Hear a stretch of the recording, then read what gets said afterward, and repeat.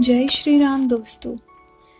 इस वीडियो में हम कामदा एकादशी की व्रत कथा को सुनेंगे। तो चलिए शुरुआत करते हैं। एक समय युधिष्ठिर जी ने भगवान श्री कृष्ण को कहा, हे वासुदेव, आपको प्रणाम है। मैं आपसे निवेदन करता हूँ कि आप कृपा कर चैत्र माह के शुक्ल पक्ष की एकादशी का वर्णन कीजिए। इस पर श्री कृष्ण बोले, हे राजन, आप एक पुरानी कथा सुनिए जिसको राजा दिलीप से वशिष्ठ जी ने कहा था। एक समय की बात है जब राजा दिलीप जी ने पूछा, हे गुरुदेव, चैत्र शुक्ल पक्ष की एकादशी का क्या नाम है और इसमें किस देवता की पूजा होती है तथा इसकी विधि क्या है। इस पर महर्षि वशिष्ठ बोले, राजन, चैत्र शुक्ल पक्ष की एकादशी का नाम कामदा है। यह सब पापों को नष्ट कर देती है। अब मैं इसका महात्म्य कहता हूँ, ध्यान पूर्वक सुनो।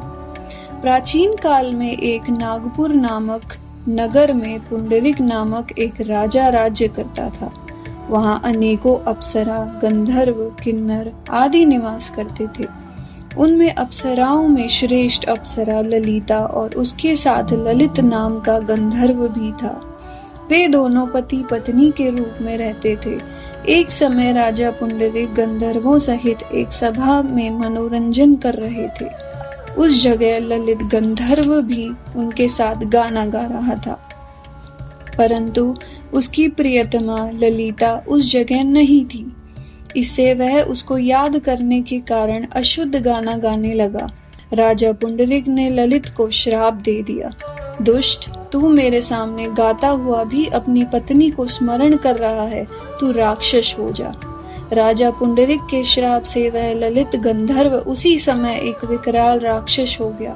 उसका 8 योजन का शरीर हो गया। राक्षस हो जाने पर उसको महान दुख मिलने लगे और वह अपने कर्म का फल भोगने लगा। जब ललिता को अपने प्रियतम ललित का ऐसा हाल मालूम हुआ तो वह बहुत दुखी हुई। वह सदैव अपने पति के उद्धार के लिए सोचने लगी, मैं कहाँ जाऊं और क्या करूं। एक दिन वह घूमते घूमते विंध्याचल पर्वत पर चली गई। उसने उस जगह एक आश्रम देखा। वह उस आश्रम में गई। उसे देखकर ऋषि बोले, तुम कौन हो और यहाँ किस लिए आई हो। ललिता बोली, हे मुनि, मैं वीरधनवा नामक गंधर्व की कन्या ललिता हूँ। मेरे पति राजा पुंडरीक के श्राप से एक भयानक राक्षस हो गए हैं।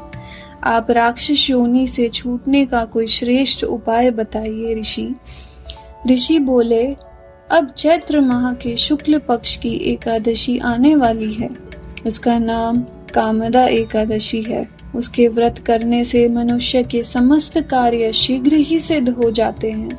यदि तुम उसके व्रत के पुण्य को अपने पति को देती हो तो वह शीघ्र ही राक्षस योनि से छूट जाएगा। मुनि के वचनों को सुनकर ललिता ने आनंद पूर्वक एकादशी का व्रत किया और द्वादशी के दिन ब्राह्मणों के सामने अपने व्रत का फल अपने पति को देने लगी और भगवान से प्रार्थना करने लगी, हे प्रभु, मैंने जो व्रत किया है उसके पुण्य से मेरे पति राक्षस योनि से शीघ्र ही छूट जाएं। एकादशी का फल देते ही उसका पति राक्षस की योनि से छूट गया और अपने गंधर्व रूप में आ गया। कामदा एकादशी के प्रभाव से वह पहले की भांति अब और अधिक सुंदर हो गए और पुष्पक विमान पर बैठकर स्वर्ग लोक को चले गए। वशिष्ठ जी कहते हैं, हे राजन, इस व्रत को विधि पूर्वक करने से सब पाप नष्ट हो जाते हैं। इसके व्रत से मनुष्य ब्रह्म हत्या इत्यादि के पाप और राक्षस आदि की योनि से छूट जाते हैं। इसकी कथा व महात्म्य के श्रवण व पठन से वाजपेय यज्ञ का फल प्राप्त होता है और इसी तरह कामदा एकादशी की व्रत कथा संपन्न होती है। इस व्रत कथा से हमें यह ज्ञात होता है कि मनुष्य अपने सुखों का चिंतन करे, यह बुरा तो नहीं है, किंतु समय असमय ऐसा चिंतन मनुष्य को उसके कर्तव्यों से विमुख कर देता है, जिससे उसे घोर कष्ट भोगने पड़ सकते हैं। गंधर्व ललित ने भी राक्षस होकर घृणित कार्य और कष्ट भोगे। किंतु भगवान विष्णु की कृपा का कोई अंत नहीं है। वह मनुष्य को उसका मनचाहा फल देते हैं, किंतु जब मनुष्य स्वयं कर्म करे और उसका फल किसी दूसरे को अर्पण करे तो उसका वह कर्म तप से भी अधिक प्रभावशाली होता है और पुण्य दान करने वाले देवतुल्य हो जाते हैं। जय श्री राम। ओम नमो भगवते वासुदेवाय नमः।